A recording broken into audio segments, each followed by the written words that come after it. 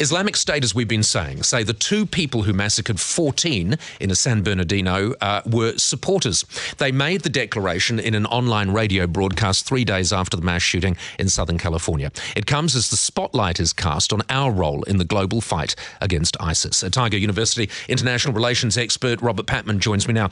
Robert, morning to you. Thanks so much for your time again. Good morning, Paul. First of all, let's talk about this type of terrorism, because this is pure terrorism, isn't it? These are people who had no criminal record, who became radicalised and then on a soft target took their revenge. Yes, self-radicalisation, I think, is the term that many analysts use for this. It's a disturbing trend, and it's testament to two things. First of all, the pulling power, if that's the right way of putting it, or attraction power of ISIS on the social media. And the second thing, I think it highlights how exceptionally vulnerable the United States is to this type of activity, because America has more than 330 million guns in private hands, which means, from ISIS' point of view, there's no shortage of potential targets. The weapons are there. Couples, targets like the couple we've just seen who killed 14 people.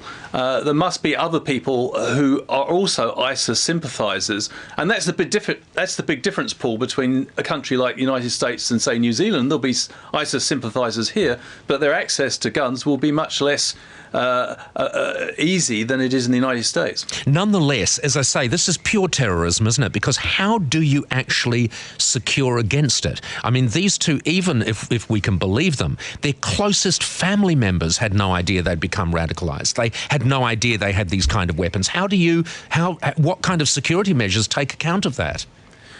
Well, I don't think it's just security measures. I think what we're looking at here, Paul, and it is a formidable problem, you're quite right.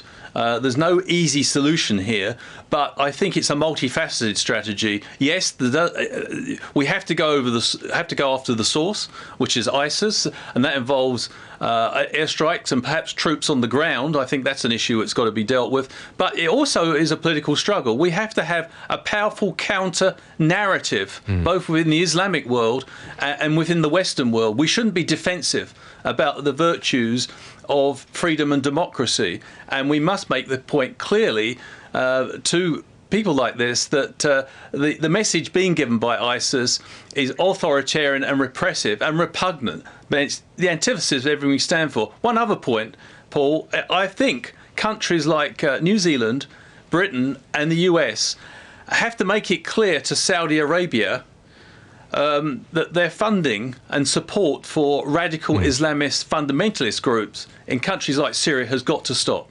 If we are asked to help more, as it seems inevitable, should we do it, do you think? I think it's not just a question of what New Zealand should do. I think we're certainly helping on the intelligence front through the Five Eyes Alliance.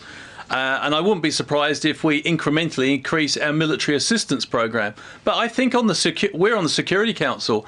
I think we need to be saying to Mr. Cameron and I think Mr. Obama and others that we need a multifaceted strategy that deals with the roots of the problem as well as its symptoms.